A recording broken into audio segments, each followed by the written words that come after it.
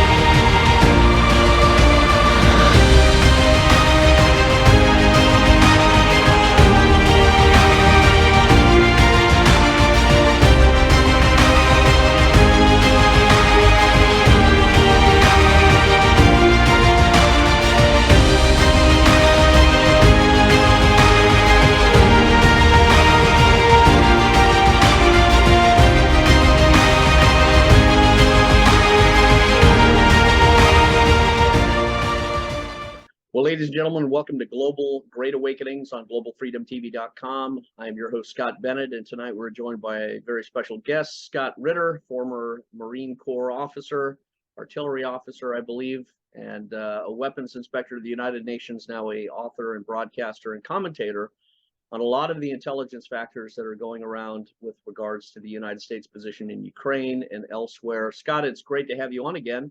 As I was talking a little bit before the show, I was in Iran for 10 days, and I just thought I'd kick off with a brief assessment.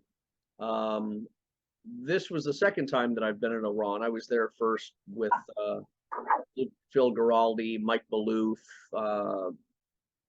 Kevin Shipp, a whole bunch of former CIA, State Department, various people, but good guys, whistleblowers and wise intel assets. And, you know, we all share the same sort of attitude. Iran is a country in change, and it's not a malicious, hostile force against the people of the United States. It doesn't have designs or ambitions of invading Alaska or Florida. It is a country that is got a large young population that is beginning to change in very interesting ways. I was there for 10 days, and like I said, I saw a lot of young women not wearing their headscarves. There was no oppression.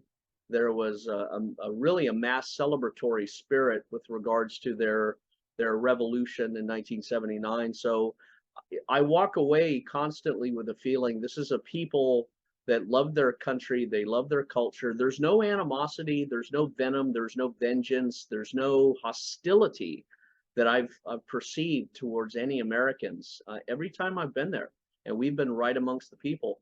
So I look at Iran as a nation in transformation, but I'm worried that we are trying to set up another Iraq 2.0. I'm worried for our country mainly. I'm worried that this would end the United States because of the implications of going to war with Iran. I mean, I've seen their missile technology. I was there. I toured, I mean, a lot of interesting sites and things. And I thought this would be the biggest mistake America ever made if it engaged in another Iraq 2.0 with Israel pushing the way. And just to kick it off, I wanted to get your feedback on Iran, your theories on how this is going to evolve with the United States. Are we going to engage them in a hostile, negative way, or are there opportunities to really wipe the slate clean and start a very fresh, favorable relationship, which is what I think the majority of the Iranian people want? Scott Ritter, I'll go to you. No, I think I mean that's an important question, and it's sort of critical in terms of determining the trajectory of the relations between our two countries. You know, everything hinges on the JCPOA. and the United States approach towards this. Iran has made it clear that it is not going to yield on the issue of its nuclear enrichment program, but it's also made clear that its nuclear enrichment program is for exclusive peaceful purposes, and they're willing to work with the international community to put in place a monitoring regime that will verify that that is indeed the status of Iran's nuclear program. The United States has never viewed the JCPOA as in that light. We continue to be contaminated with the Israeli point of view that any enrichment program is a de facto nuclear weapons program. That so long as Iran has one spinning centrifuge, it poses a threat, an existential threat to Israel and a threat to international peace and security. And then people will say, well, then why did Barack Obama go along with the JCPOA, which of course, the Joint Comprehensive Plan of Action, the Iran nuclear deal that allows Iran to enrich uranium. One of the reasons is that they had backed themselves into a rhetorical. We had talked about the threat posed by Iran so much, and how there was red lines and how critical it was that we prevent Iran from doing X, Y, and Z. And then as Iran continued to do X, Y, and Z, we were confronted with the fact that the only option we had left was war, and that war wasn't an option because, as you insinuated, and I'll reinforce, we can't win a war against Iran. We could win a nuclear war against Iran, if you can ever win a nuclear war, but a conventional war, we cannot defeat Iran. Israel cannot defeat Iran. Now, let me make it clear. Could we do extensive damage to Iran? Yes. Can we destroy Iranian infrastructure? Yes. Can we make Iran suffer? Yes. We can do all of that, but we will never defeat Iran. And the cost that we would pay for inflicting harm on Iran would be tenfold, because Iran would inflict similar harm on the oil-producing infrastructure of Saudi Arabia, United Arab Emirates, Bahrain, Kuwait, everybody. And if you think that we've had some difficulty in terms of global energy security issues because of the war with Ukraine and sanctioning of Russia, you ain't seen nothing yet. Try to eliminate all Middle East oil and see what the global economy does. It will tank immediately. So we can't beat Iran. We can't occupy Iran. It's too big of a country. Their military is too extensive, and their military is too good. What about the Navy, Scott? I'm glad you asked that question. The Navy is a World War II legacy that had some utility in the Korean War, some utility in the Vietnam War. But as during the Cold War, I think almost everybody viewed the aircraft carriers as sitting ducks. With Russian,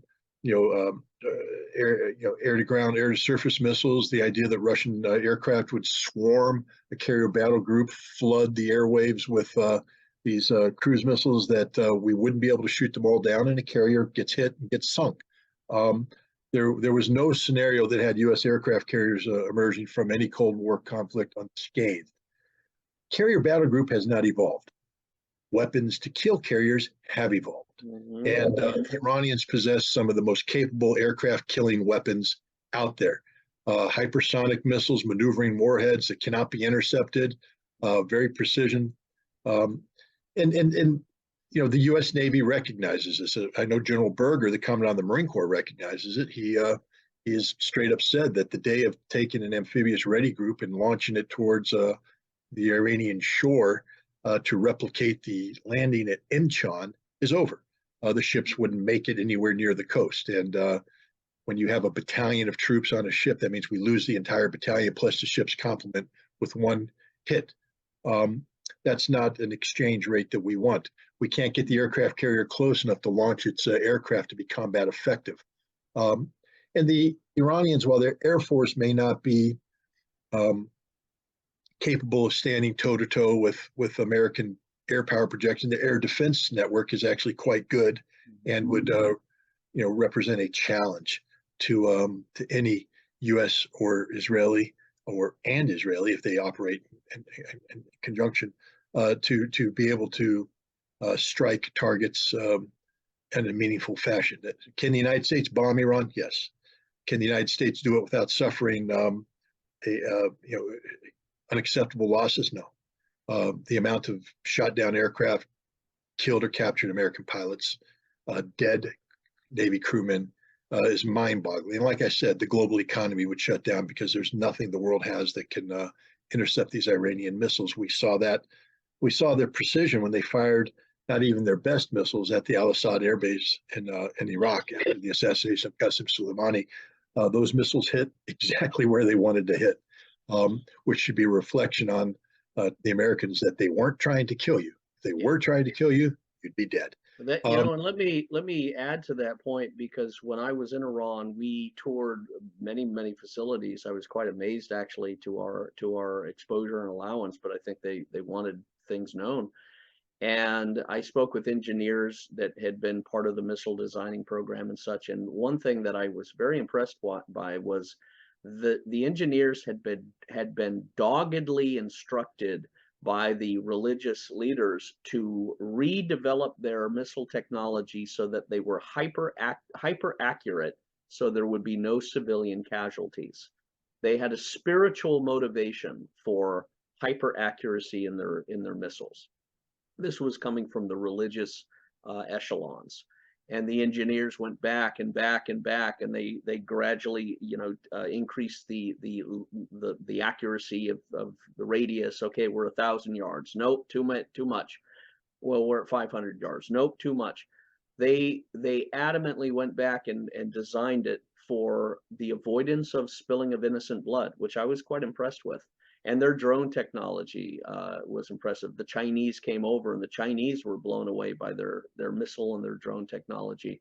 They took out the Navy drone with one missile. They didn't take out the aircraft full of Navy operators that were operating that drone intentionally.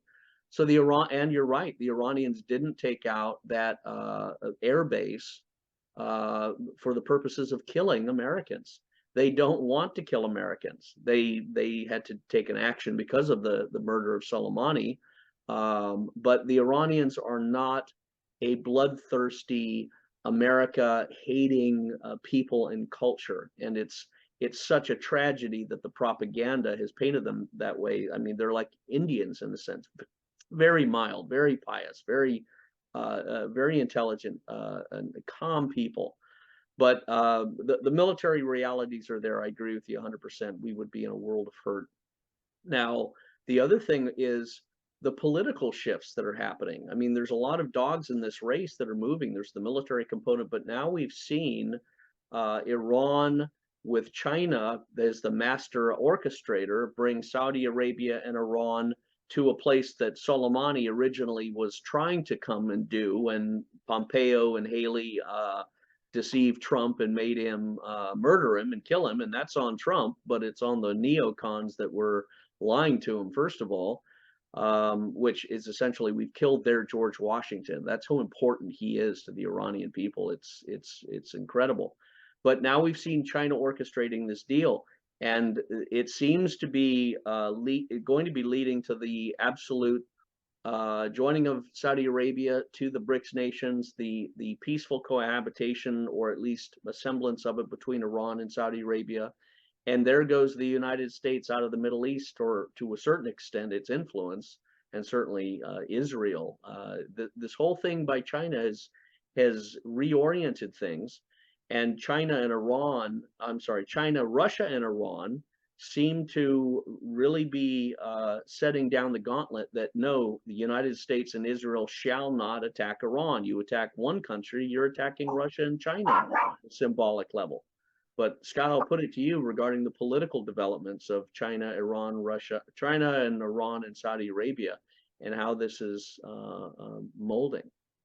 No, I mean, you hit it on the head. Look, the United States has for some time now been seeking to, back in 2004, King Abdullah of Jordan coined the phrase the Shia Crescent to describe, Iran's malign influence ranging from Lebanon through Syria, Iran, Iraq, Afghanistan, down into Yemen.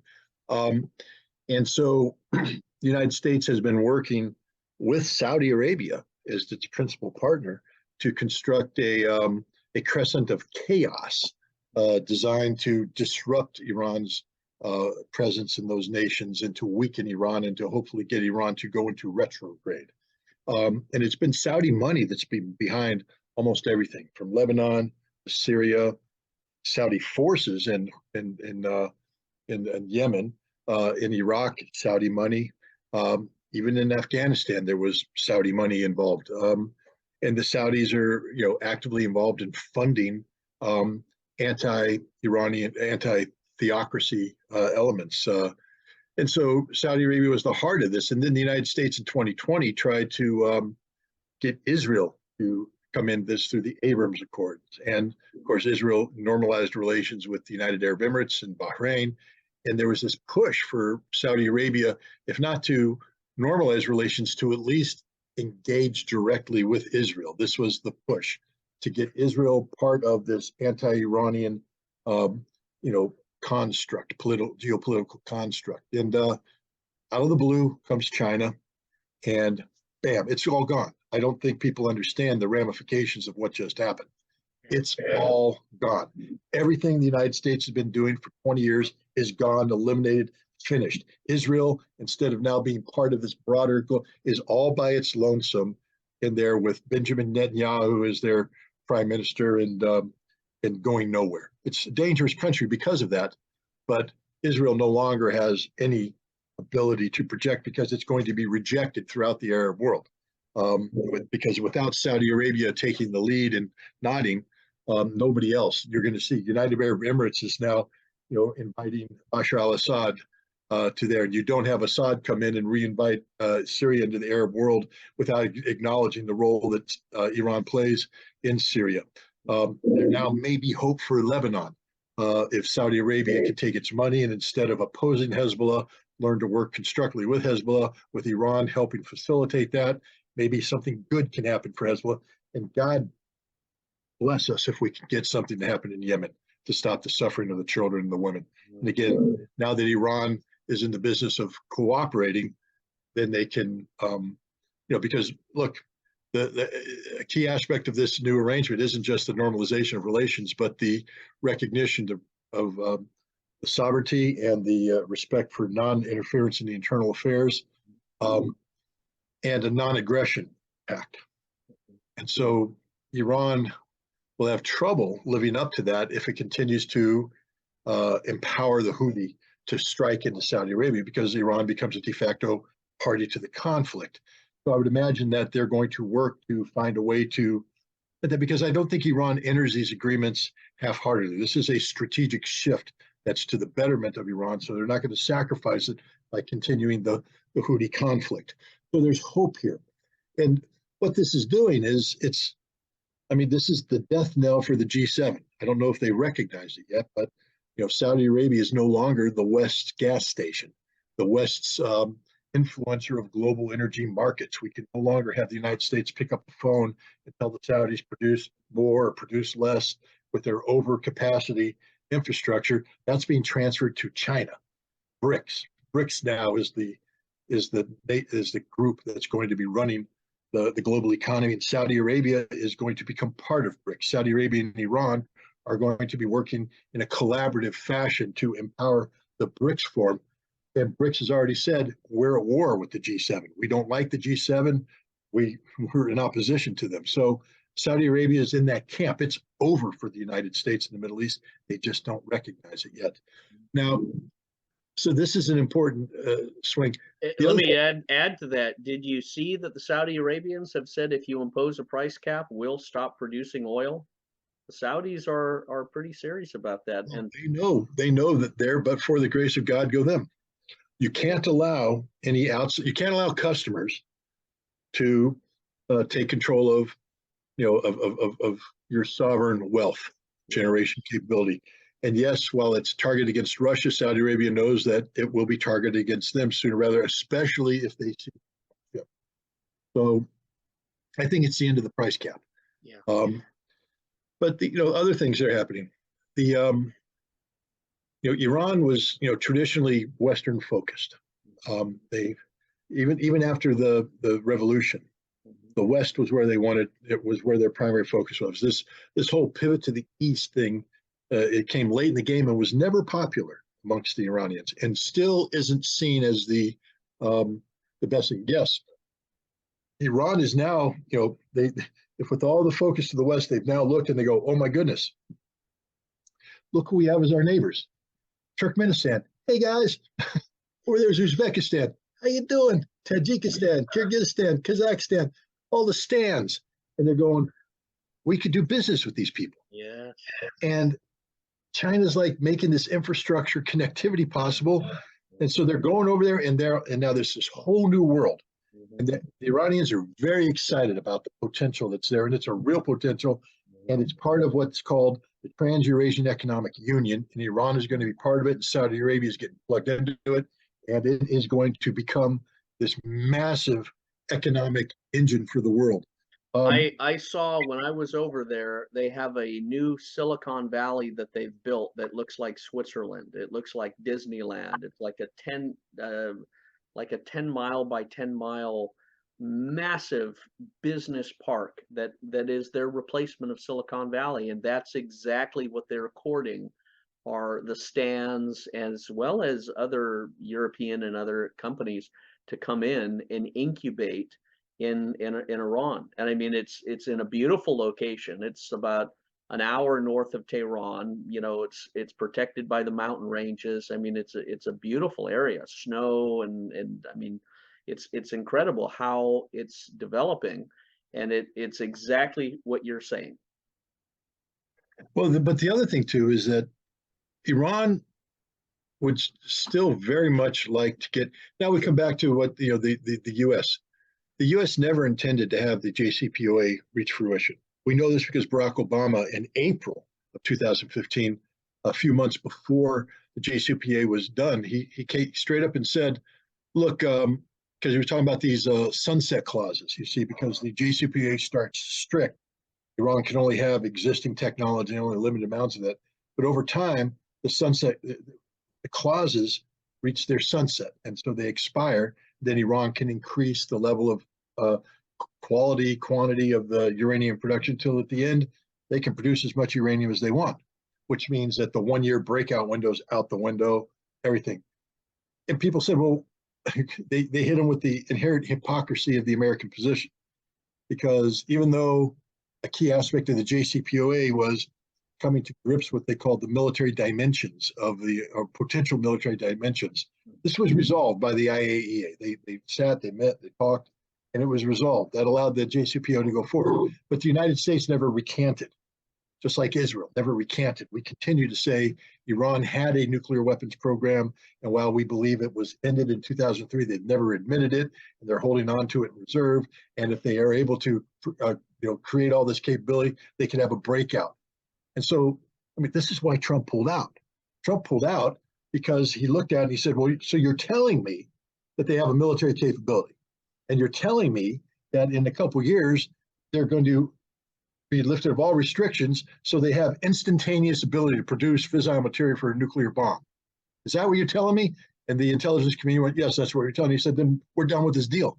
We don't want to be part of it. Obama said pretty much the same thing, but he, of course, being Barack Obama, the Nobel Prize winner that he is, he said, as the sunset clauses come, we will be forced to consider our options at the time, which means that Barack Obama or his successor, Joe Biden, would have pulled out of the JCPOA. So everybody's going, Trump did it, Trump did it. Yes, he did. But you would have been saying Obama did it or Biden did it, because that's the reality. The United States never had any intention to do it. And so now the question is, what will Joe Biden do? Because there's a recognition that, I think the U.S. intelligence community came down and said that, Iran's 12 days, if they wanted to, 12 days from producing enough fissile material for a nuclear bomb. I don't know if that's accurate. Intelligence communities tend to exaggerate in this regard, but the point is the 1 year window's gone. Iran has come in, modernized its centrifuges. They're producing uranium to 63%. And so it's not inconceivable that they could take it to the next level. Iran has said, we don't want to. It's not what we do. We have a fatwa, we have the whole thing, but we don't believe that because we don't believe anything the Iranians say. We mirror image our ill intent onto them and say because we would cheat, therefore they will cheat. That is one of the best things you've said. We put our ill intent on other nations and reinterpret their words through our own words. That's exactly precisely what the United States has done, and that's why it's been frustrating when you go to Iran and you see just how opposed they are to war in general and any nuclear events. This adamancy, this obsession that the West seems to be pushing that no one else in the neighborhood is really that concerned about. And now it's because of what you've described, the ferocious Mr. Hyde rage. I mean, it really is rage in the United States that has been trying to pour over, that all these other nations are pulling back, that are reevaluating their entire relationship with us. And we continue with, we've just had reports of the U.S. funding, again, continuing to direct ISIS in Syria.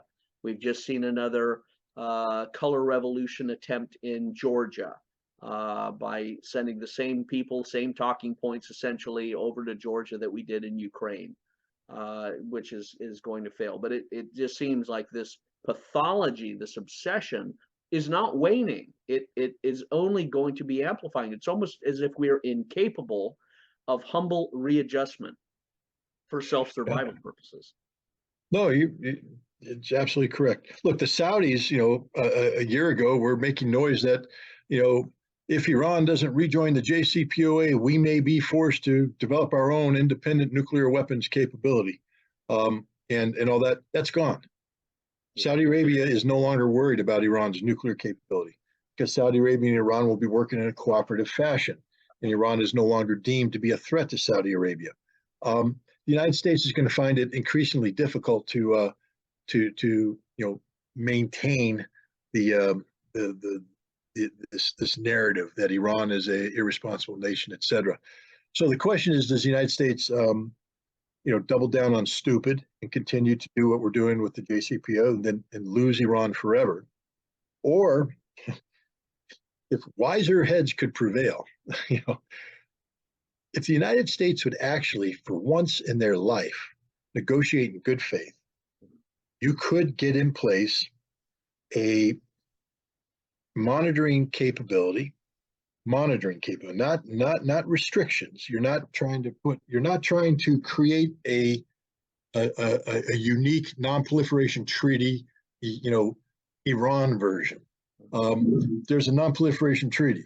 Iran is a signatory. Iran should be treated as every other member of the non-proliferation treaty. That's the Iranian position, and that should be the position. What we can say, and we have every right to say this, is because of the history of, and we, and there's no, Iran will admit it, because we sanctioned you, because we prevented you from moving this direction, you did things that were a violation of the non-proliferation treaty. And Iran has to say, yes, we did. And we can say, okay. Now, because of that history, we have to come up with the mechanism that makes sure that that is what you said it was, a unique set of circumstances designed to overcome obstacles so that we can pursue a peaceful nuclear program. Understood.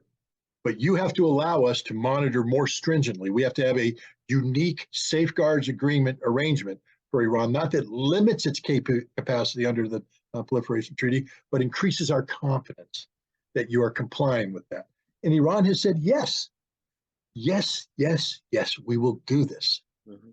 But you got to lift the sanctions. You got to bring us back into the world. As the G7 collapses, as Europe goes into retrograde, as the United States devolves, we will need Iran more than ever. And Iran, the good thing about Iran is that it can also serve, Iran's not just a pivot that takes Saudi Arabia out of the American camp. Iran could be the pivot that encourages BRICS, China, to re-engage with the West in a more constructive fashion. Right now, the totality of our engagement model with China is focused on the Pacific. But Iran could actually take the Chinese Belts and Roads initiative and extend it into Europe to be a facilitator of European regrowth. And it could be an economic facilitator for the United States. If the United States would stop this, hegemonic approach where we must be in charge of everything and understand that that's not how the world works nowadays, that we are one of many. We are a big one of many. There's no doubt about it. Nobody denies the fact that the United States is a major power, but we're no longer the major power. And Iran could be the key to that because the Iranians haven't turned their backs on the United States. Yeah, I agree with you 100%. I've seen it in the people. I've seen it in their religious establishments. I've seen it in their academics. I've seen it in their media. There's a bizarre, quizzical, curious. What's wrong with you? I mean, is there something wrong with us? And the Iranians are perplexed about this lack of graciousness, or I mean, we say it sort of flippantly that we're the knuckle draggers in the room and we're the drunk at the party knocking over everybody's table and vomiting on everybody, and we don't get it. That's not appropriate behavior in certain cultures and customs. They're thousands and thousands of years old, but they're looking at us like, do you realize what you're doing? Do you realize how inappropriate it is, how ugly it is? But at the same time, there's incredible forgiveness, and there's stability and rootedness in their historical identity. They're a different kind of people, and there's no animosity or vengeance. There's no sense of revenge, preparing for revenge. There is hey, can we get along? Let's try and it's almost like they're trying to pacify and cool or calm a child in a tantrum. The Iranians are trying to move in a direction where there's not going to be an outburst of hostilities and fights and fists and bloodshed and all the rest of it. Yes, they've got their fair share and involved, but their main mode is to try and calm all that down. So what you're saying about them being an intermediator, interlocutor, a fomenter of positive reorientation economically and things is exactly right.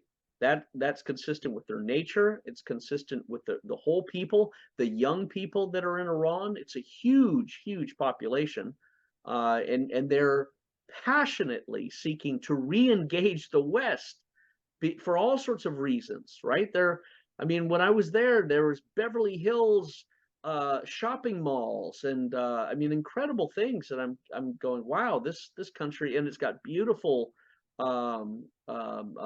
quiche and other places for visitation. I mean, it really represents so much. If the United States would embrace it in a positive level and try and move in that direction.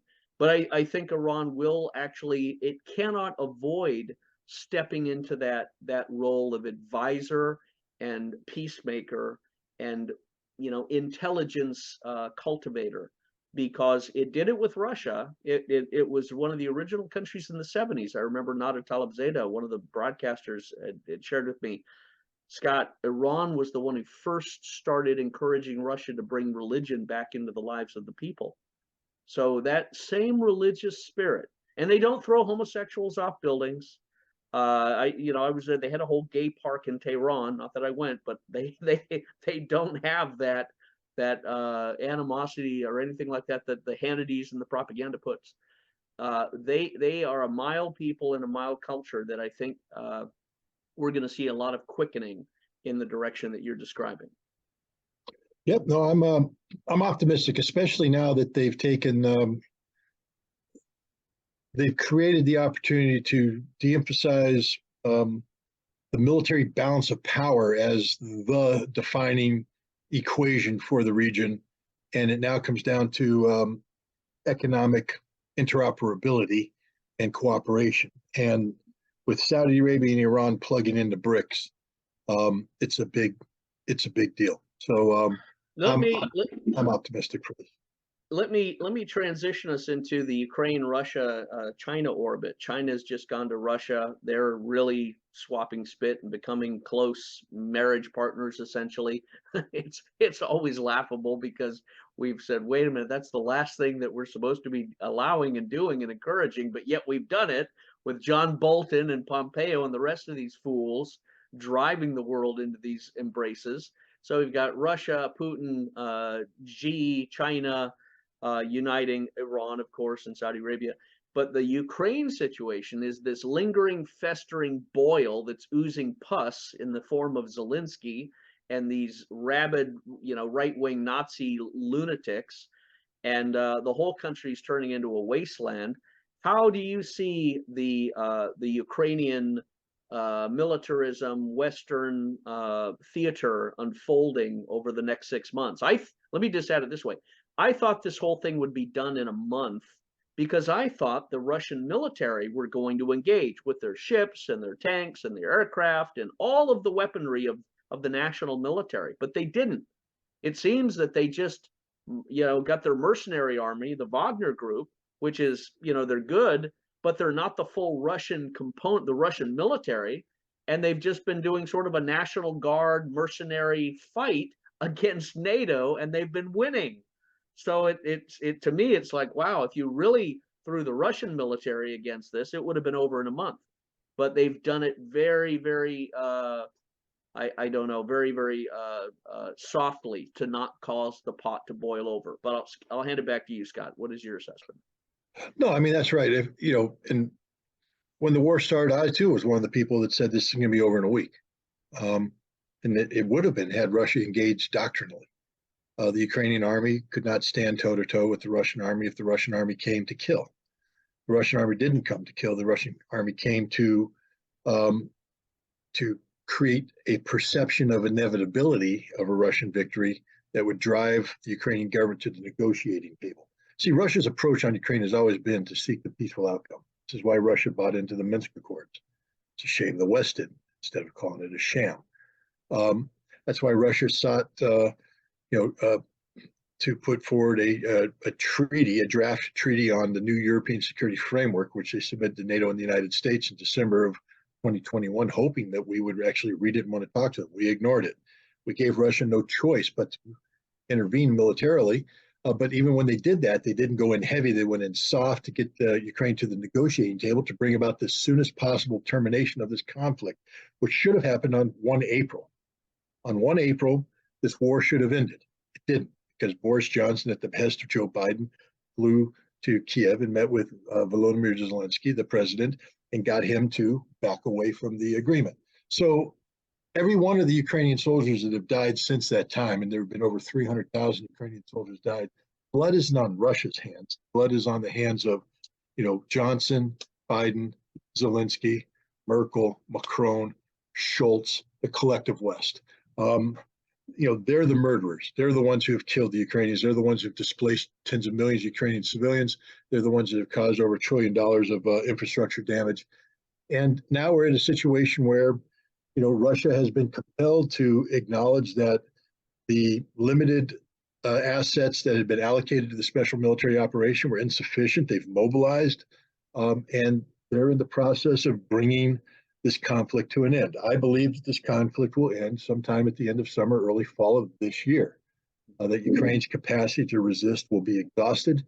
They'll run out of ammunition. They'll run out of men. They'll run out of tanks. It's not just me that shares this. Xi Jinping's elite military academy has just published a result saying the same thing. They've crunched the numbers and they've come out and said the war is over by July, August, which is what gives Xi Jinping some empowerment here. Because as we speak, it's not just Wagner. I mean, Wagner plays a very important role on a very important part of the front, but Russia's winning battles all up and down the line of contact, stressing the Ukrainian army, who is compelled to allocate precious reserves to try and stem the tide of the Russian advance. But if you read today, it's the Russians are breaking here, breaking through here, breaking through here, breaking through there. The Ukrainian line can't hold, and it's only going to get worse for them, which is why the timing of Xi Jinping's visit is so important, because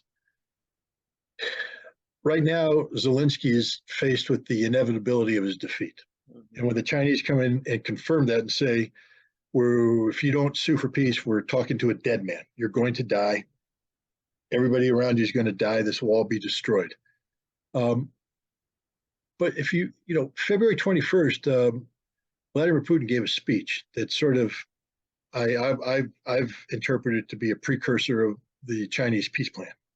The speech was important because he didn't say that Russia is going to retake Odessa, Dnipropetrovsk, Kharkov. He didn't say that. What he said is that Russia is going to focus on regaining control of all of Russia, Kherson, Zaporizhia, Donetsk, Lugansk, and then we're going to improve the social and economic well-being of the people that live there. Part of this will be to create security for them, which means we're pushing the Ukrainian military back 150 kilometers, the range of the longest range system they have, the HIMARS and small bomb unit.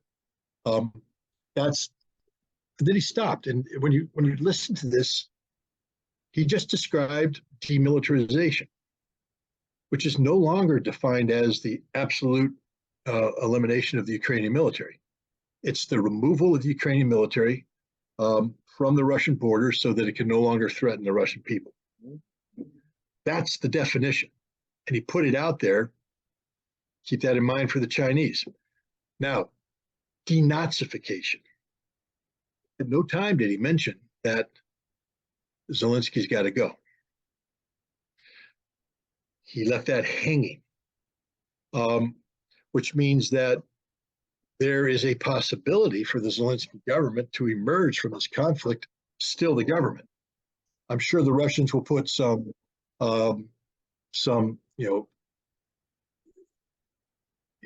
requirements attached to that, like a new constitution, no NATO, making Stepan Bandera illegal, things of that nature. But it's a lifeline to Zelensky because it's very difficult to negotiate with a guy when the first thing you sit down and go, you're a dead man. Yeah. Well, then I'm not negotiating anymore. Yeah. But if you sit down and you say, okay, you're the guy we're negotiating because you're the government of Ukraine, and we're gonna respect that. He goes, okay, now you got my attention. I'm listening. So now I think the Chinese have come up with a peace agreement that will confront Ukraine with the inevitability of their defeat, the reality that they're losing right now, that if this war continues unabated for another couple of weeks, the Russians are going to break through and begin the deep penetration. At that point in time, we can't stop them. They're the mad dogs. So what we're going to do is say we can get an immediate ceasefire right now. If you agree to the following, you have to withdraw all your forces from Russia. I know you're not going to like that. That means the right bank of Kherson. That means Donetsk. That means Zaporizhia. And your military, we have to create a 150-kilometer demilitarized zone. Yeah. You go all the way back. We got a DMZ. You don't get any troops there. Maybe we bring in international monitors to do that. I don't know if the OSCE will be appropriate given their track record, but there will be maybe the Chinese will come in. Who knows? Yeah. But they'll have international monitors there just to monitor that. And then these international monitors will oversee the denatofication of your military. All that NATO equipment is gone out of there. And you will sign a treaty that says you will never join NATO. Then we have to talk about political reforms. You will commit to the following political reforms and the following thing. And the ceasefire, once that's all done, the ceasefire will turn into a peace treaty and you get to live. Yeah. If you don't do this, you see, the Russians aren't going to stop till your military's 150 kilometers away anyways, which means they're going to own Odessa, Dnipropetrovsk, Kharkov. Those are Russian cities. And so once the Russians get them, they're not going to give them back. So they're going to absorb those tables. And when Russia takes Odessa, they're going all the way to Transnistria. They're going to make that land bridge. Then you'll be cut off from the Black Sea and your economy is dead. You are nothing. And at that point, the dogs come in. Poland eats up Western Ukraine. Hungary seizes the Carpathian region. And it's bye-bye Ukraine. That's your choice, Zelensky. Oh, by the way, you're dead because Russia's going to kill you. because at that point in time, you no longer serve any purpose. You're a legitimate command and control target, and you'll be taken out. So will Zaluzhny, so will everybody else. So everybody around you will be dead. Your country will be destroyed. You won't have a country left. The good news is you'll be dead. You won't know it. But the bad news is everybody who lives will have to deal with that. I think that's a compelling argument. And it's one that I know for Russians, every time I bring this up to the Russians, and first of all, remember, it's not that I'm making up this plan. Yeah. I'm reading Putin's words and saying, what does it mean when he says this? And how do you link it to the timing of the Chinese who have a peace plan? Whatever the Chinese have must conform with what Putin said, must. And I don't believe that Xi Jinping would show up in Moscow without an idea of what's going on. This has already been negotiated. It's already been that way. So we'll see what happens. But I think Zelensky will be given one chance only and China has to do this because China is a nation that was built on principles of Westphalian sovereignty.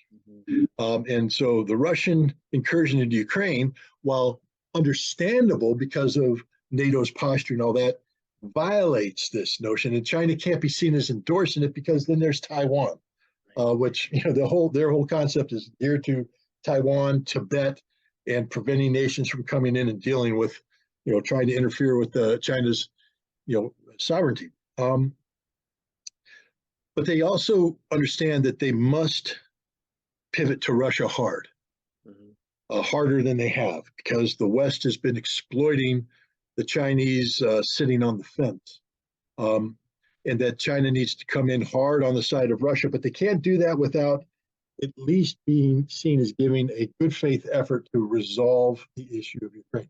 If the Ukrainians and the collective West opt out of the Chinese deal, then the Chinese can do Pontius Pilate, walk away, and Russia will go in and finish the job.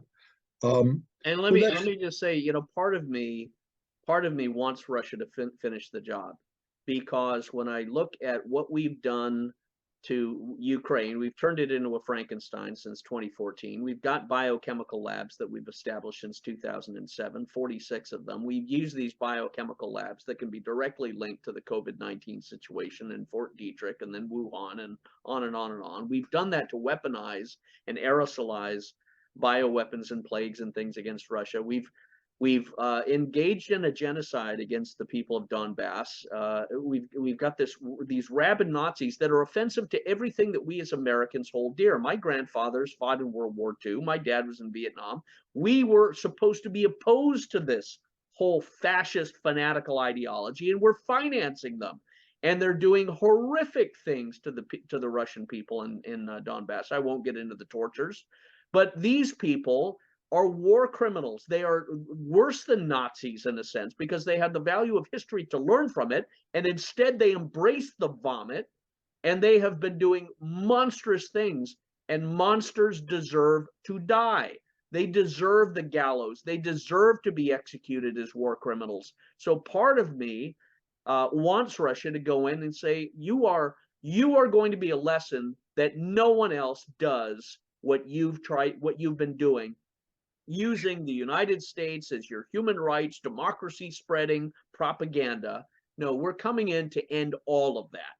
And if NATO and the EU falls apart because they're so stupid to allow the blowing up of their own Nord Stream pipeline and shutting off of their own oil revenues, their whole economy is going to be dissolved, then that shows you're not as smart as you are. You're a bunch of retards in Europe that need to have your own political revolution to overthrow these fools.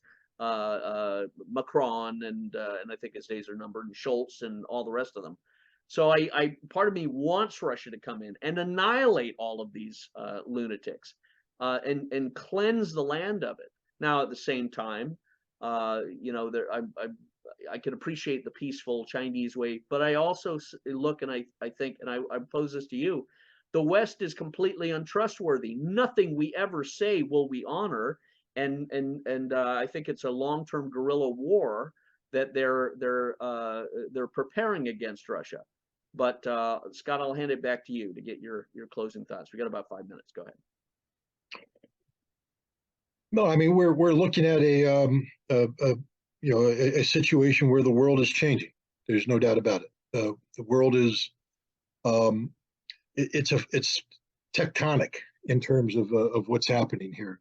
The United States is operating under this illusion that we are the global hegemon. We're not anymore. The world is multipolar. We have to learn to accept that. Russia, however, can't be driven by revenge. That's unfortunately, because here's the question. Okay, I'm with you. Russia viscerally wants to punish those who have punished it. But the day after, then what?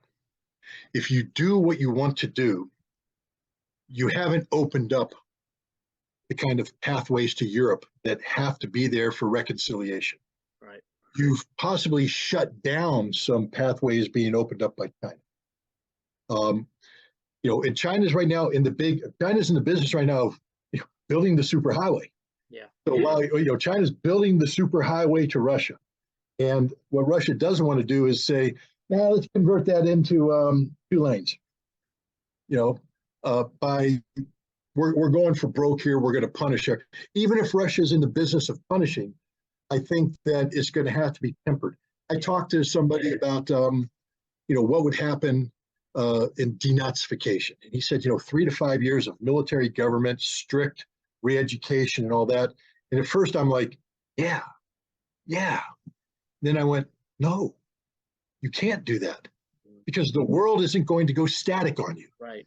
You're not going to get a 3 to 5 year window where everybody stops while you denazify. Their world will be responding to what you do. How Russia emerges from this conflict is very important in terms of re-engaging with the West. And Russia must re-engage with the West. I know there's a lot of people saying we don't need it. We divorced. You did, but you will need to re-engage as part of the European security framework that Russia was talking about. So there's going to be a lot of nose holding, a lot of anger, but that's why Putin gets paid the big. That's why he rides in limos and we don't, Joe Biden. But the point is, he gets to make the big decisions, and he's going to make them with Xi Jinping, and it's going to be global in nature. Why fumble what you're doing? Everything that BRICS is doing right now is working. The Chinese diplomacy in the Middle East, genius. Yes. The Chinese intervention right now with Russia, you can't say they're geniuses in one place and call them morons in another. They're geniuses with what they're trying to accomplish. And hopefully they'll be allowed to accomplish. And even if Zelensky in the West refuses to engage, because Russia showed good faith, China will be there to help them navigate a more difficult post-conflict phase, which inevitably will have to be, you have to start thinking about European reconstruction. You have to start thinking in terms of, what does post-conflict Europe look like, and who's going to be there for them? Well, it ain't going to be the United States. All right, we're going to be too busy rebuilding our own collapsed banking systems and our issues. It's going to be China. China is becoming, after World War II, the United States was the economic driver for the Marshall Plan and for global post-conflict reconstruction. It led to the rules-based international order and American hegemony. The beautiful noise is that China is now that engine, and they're doing what we're seeing through the Belts and Roads Initiative, and I think they call something called the GCI. That's sort of the modern version of it that doesn't put so much constraint, on debt. It's a global something initiative. Global, I can't forget to see this, but the point is, China is approaching this not as the dictator, but as the partner.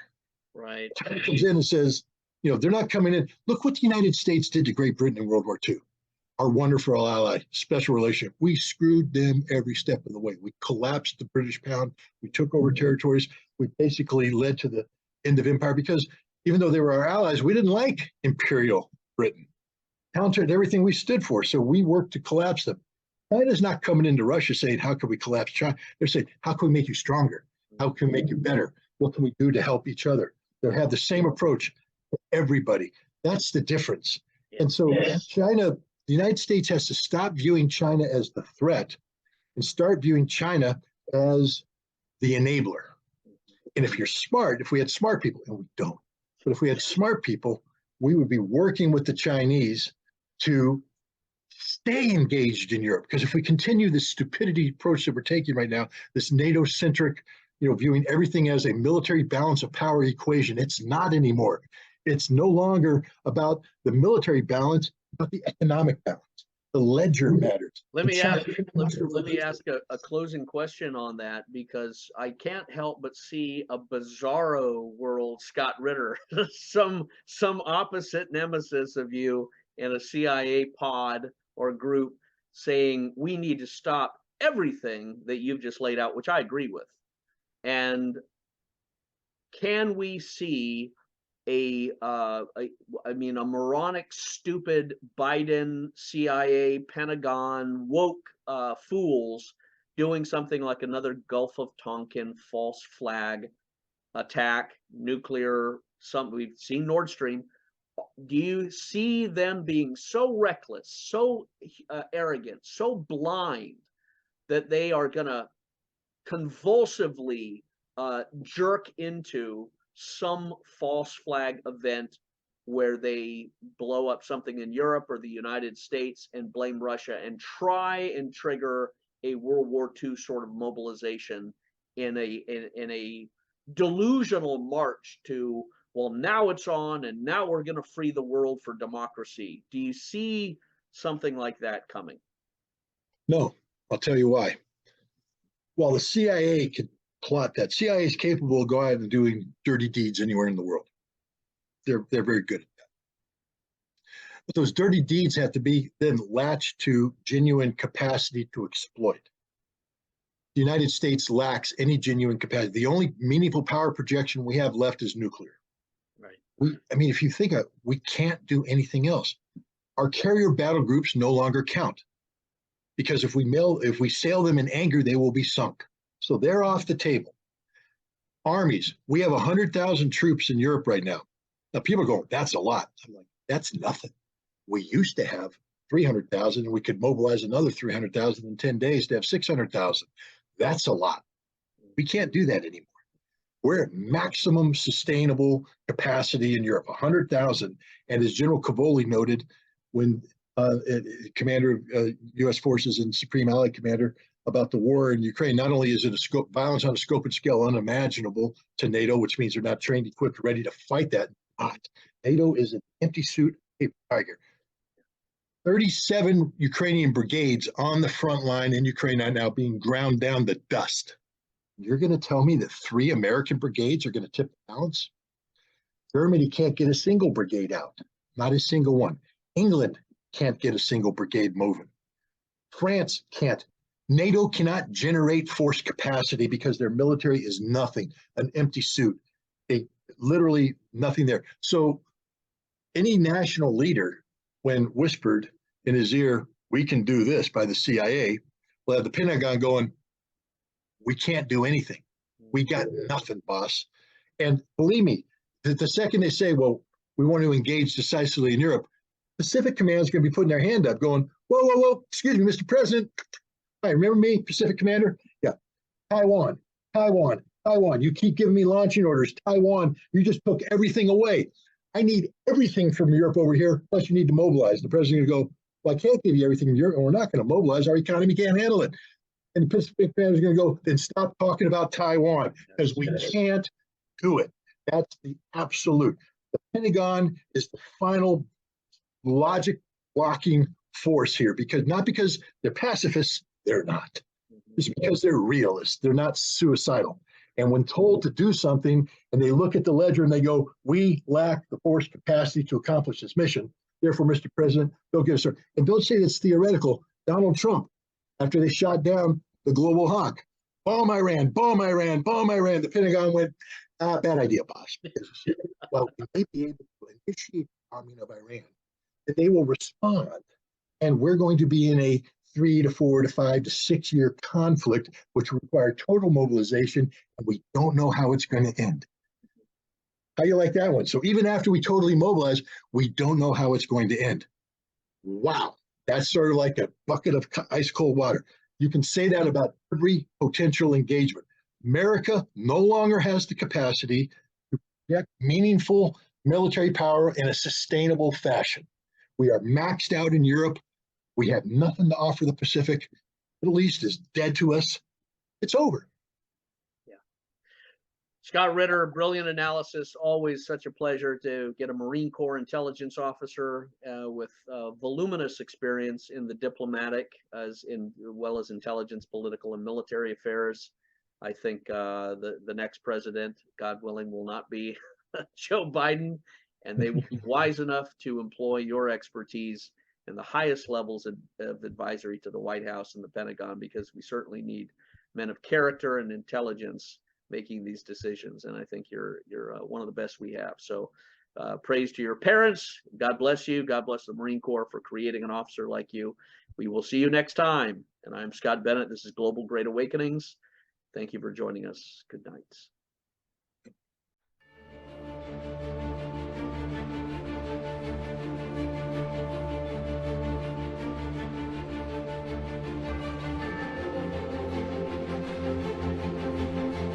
Well, ladies and gentlemen, my name is Scott Bennett, the host of Great Awakenings, and I wanted to share with you the Shell Game Report, a military whistleblowing report to Congress. It is now available in hardback and soft cover. If you'd like to get a copy of that for Christmas and beyond, you can go to shellgamewhistleblower.com, or you can email us directly on the website, American Media Periscope. Shell Game was the military whistleblowing report that I sent to Congress, which detailed the Barack Obama, Joe Biden, Hillary Clinton, Eric Holdy, Lanny Brewer crimes while they were involved in government.